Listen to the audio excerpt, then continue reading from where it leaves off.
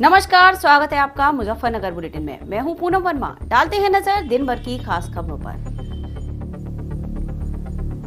Delhi airport पर आज सुबह से इंडिगो की कुल 95 उड़ानें रद्द हुई। लगातार तीसरे दिन 250 से ज्यादा इंडिगो फ्लाइट्स रद्द हुई। कंपनी ने क्रू की कमी को बताया वजह।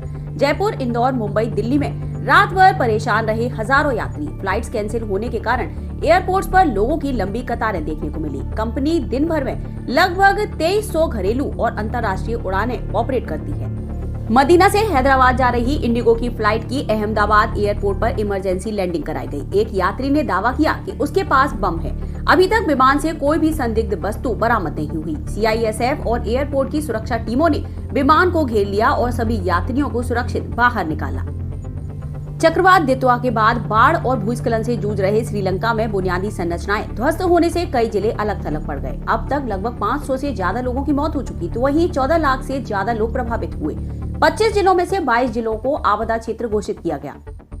बरेली में सपा नेता के मैरिज हॉल पर बुलडोजर एक्शन पर सुप्रीम कोर्ट ने लगाई रोक। सपा नेता बोले, जुल्म की इंतहा हो गई। मैरिज हॉल का 40% हिस्सा अब तक गिराया जा चुका है। कोर्ट से स्टे ऑर्डर आने के बाद बरेली डेवलपमेंट अथॉरिटी की टीम बुलडोजर वापस लेकर चली गई। मौके पर मौजूद पुलिस फोर्स भी वापस लौटाई गई। गाजियाबाद में दिन दहाड़े सराफा कारोबारी गिरधारी लाल वर्मा की दुकान खोलते वक्त चाकुओं से गोदकर हत्या कर दी गई। आरोपी लूट के इरादे से मिर्ची पाउडर और चॉपर लेकर आया था। बेटे ने हत्यारे को पकड़ा।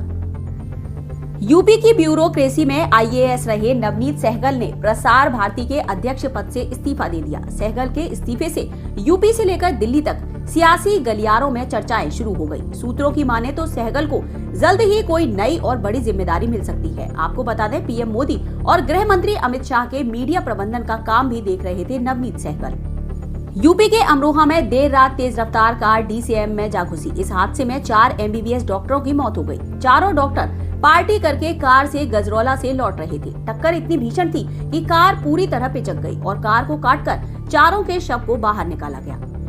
सहारनपुर में महज चंद पैसों के लिए एक युवक को अपनी जान से हाथ धोना पड़ा। 10,000 रुपए के लिए कोबरा से कटवाने वाले युवक सिकंदर नाथ की मौत हो गई। युवक दावा करता था कि उसके पास ऐसी जड़ी बूटी है जिससे सांप के काटने का भी असर नहीं होगा।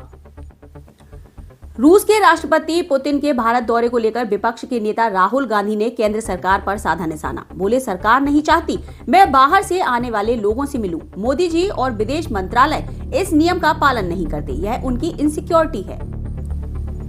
नेपाल में भारतीय करेंसी पर लगी रोक हटाई गई। आरबीआई ने पुराने नियमों में संशोधन किया। अब नेपाल ले जा सकेंगे 200 और 500 रुपए के भारतीय नोट। संशोधित प्रावधान के अनुसार भारत से नेपाल या भूटान की यात्रा करने वाले यात्री अब 25,000 भारतीय रुपए ले जा सकेंगे। हालांकि यह सुविधा पाकिस्तान और बांग्लादेश के नागरिकों को प्रदान नहीं की गई। कासगंज में सपा नेता की शादी में कार से 5 लोगों को रौंदा। ताऊ चाचा मौसा की मौत। डीजे न चालू करने पर भड़का चचेरा साला गुस्से में कार में बैठा, फिर अचानक कार स्टार्ट की और उसने कार 5 बारातियों पर चढ़ा दी। फिर कार को बैक कर 2 बार और रौंद दिया।